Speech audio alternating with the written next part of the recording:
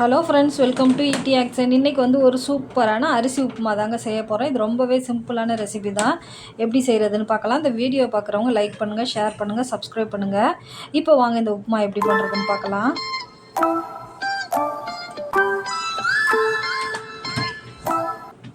இப்போ இந்த உப்புமா செய்கிறதுக்கு வந்து நான் வந்து ஒரு 150 கிராம் அளவுக்கு நான் பச்சரிசி தாங்க எடுத்திருக்கேன்.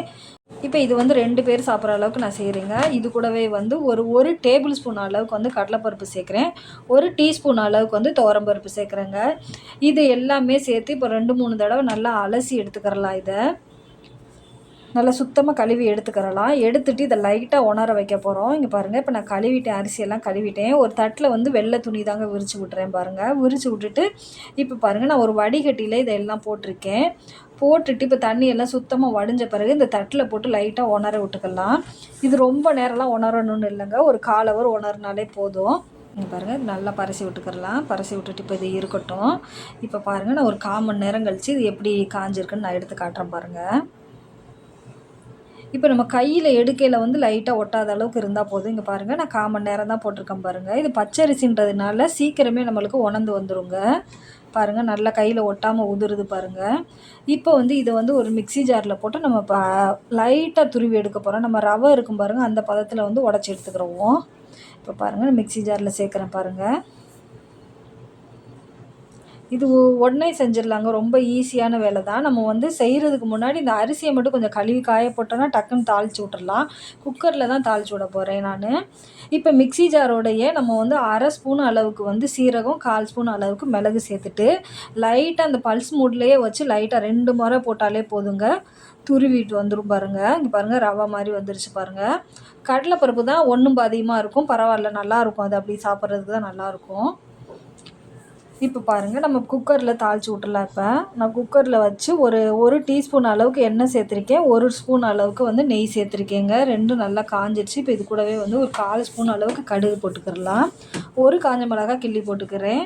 1 பச்சை மிளகாவும் கீறி போட்டுக்கிறேங்க, நல்லா வாசமாக இருக்கும்.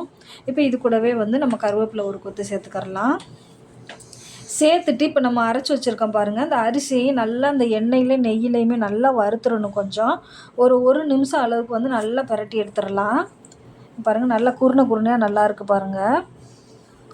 இது ரொம்ப சிம்பிளான வேலை தான், நல்லாயிருக்கும், ரொம்பவே டேஸ்ட்டாக இருக்கும். சட்னி சாம்பாரோடு வச்சு சாப்பிட்றதுக்கு. அவ்வளோதாங்க, நல்லா வறுபட்டுருச்சு. இப்போ வந்து நான் தண்ணி வந்து 2.5 மடங்கு வைக்கிறேன். 1 கிளாஸ் அளவுக்கு அரிசி பருப்பு எல்லாமே சேர்த்து எடுத்தோம்னா 2.5 கிளாஸ் அளவுக்கு தண்ணி வைக்கலாங்க. அந்த அளவுக்கு நான் வச்சுருக்கேன் பாருங்கள். தண்ணி ஊற்றிட்டு வந்து இப்போ வந்து நம்ம உப்பு சேர்த்துக்கிறலாம். உப்பு வந்து ஒரு 1/2 ஸ்பூன் அளவுக்கு நான் சேர்க்குறேங்க. சேர்த்துட்டு கிளறி பார்த்துட்டு உப்பு பத்தாட்டினா வேணால் சேர்த்துக்கிறலாம். அவ்வளோதாங்க, இப்போயே கொதி வர ஆரம்பிச்சிருச்சு. இப்போ இதை மூடி வச்சு ஒரு 2 விசில் தான் வச்சு எடுக்க போகிறோம். லாஸ்ட்டாக மூடி வைக்கிறதுக்கு முன்னாடி கொஞ்சமாக கொத்தமல்லி பொடியாக நறுக்கி அதையும் சேர்த்துக்கிறலாம். சேர்த்துட்டு இப்போ குக்கர் மூடி வைக்கிறேன் பாருங்கள். மூடி வச்சுட்டு ஒரு 2 விசில் தாங்க வெந்துடும் இது.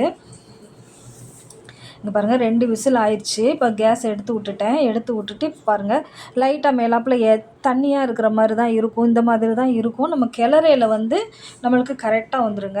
இது கூடவே லாஸ்ட்டாக வந்து கொஞ்சமாக தேங்காய் துருவி சேர்க்குறேங்க. தேங்காய் கடைசியாக போடணும், முன்னாடி போட்டக்கூடாது. குக்கர் நம்ம மூடி வைக்கிறதுக்கு முன்னாடி போட்டக்கூடாது, கடைசியாக தான் இந்த மாதிரி சேர்க்கணும். இப்போ பாருங்கள், இதெல்லாம் நல்லா கிளறி விட்டுக்கலாம். அடுப்பு வந்து சிம்மில் வச்சு கிளறி விடலாங்க.